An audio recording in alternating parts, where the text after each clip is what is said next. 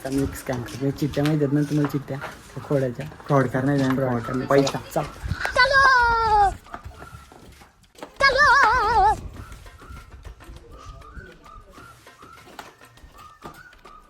दुकानात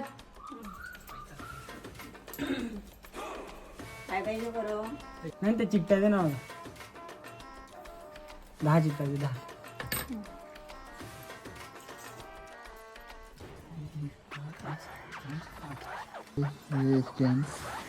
किती 46 क्रॉस आहे. हे नको.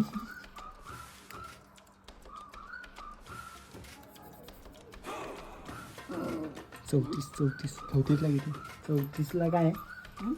34ला 10 रुपये. माझी एक राहिली. 42, माझी 81 एक राहिली.